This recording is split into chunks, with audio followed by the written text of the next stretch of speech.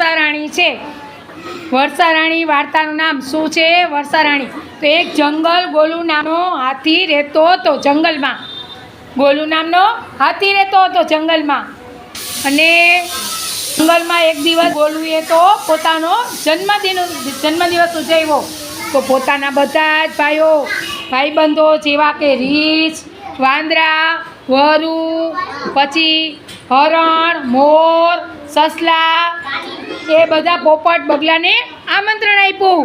આમંત્રણ આપીએ તો જ આવે મહેમાન, બરોબર? આમંત્રણ વગર મહેમાન ના આવે। વંશરાજભાઈ,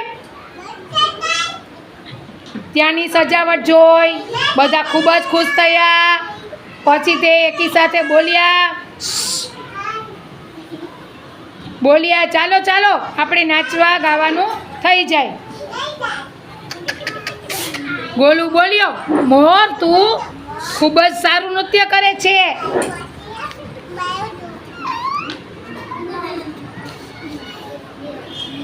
તો તું નૃત્ય કર। મોર ઉદાસ થઈ ગયો અને બોલ્યો, કેવી રીતે નૃત્ય કરવું? તો ખૂબ જ ગરમી પડી। તો પછી એને લીલોતરી ક્યાંય નથી।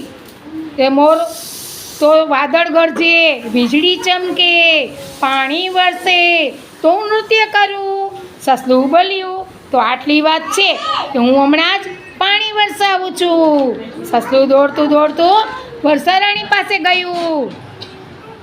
તો બોલ્યું, વર્ષારાણી પાણી વરસાવો ને જરા। તો વર્ષારાણીએ કહ્યું, કેવી રીતે પાણી વરસાવું? વાદળ તો છે જ નહીં। પછી હવે નાનું સસલું વાદળને શોધવા નીકળી પડ્યું। તો ચાલતા ચાલતા તેણે આકાશમાં એક નાનું વાદળ જોયું।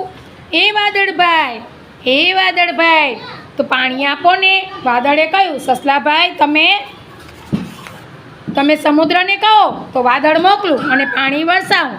સાગર પાસે ગયું। સાગર દાદા તમે વાદળ મોકલો તો વરસાદ વરસે। સાગરે કહ્યું, સુરજ દાદાને કહું ને તો ગરમી મોકલે તો વાદળ બનાવું પછી મોકલું। તો સસલું હવે સુરજ દાદા પાસે ગયું। તો બોલ્યું, સુરજ દાદા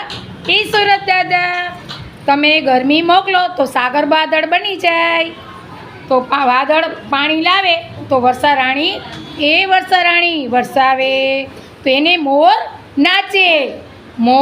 નાચે। સુરજ દાદા બોલ્યા, ચાલો હું ગરમી મોકલું છું અને સાગર વાદળ બનાવીને જલ્દી તમારા જંગલમાં મોકલશે। મહેનત કરી જંગલમાં પહોંચશે તો વાદળ જંગલમાં પહોંચી જશે। જંગલમાં પહોંચી ગયું અને પોતાના મિત્રોને વાદળ ગરજવા લાગ્યા। વીજળી ચમકવા લાગી, પાણીના મોટા મોટા ટીપા પડવા માંડ્યા અને મોર છે ને તાતા થયા કરીને નૃત્ય કરવા લાગ્યો। મોર કેમ કર્યો? મોર કેમ કરે? ટેવોક।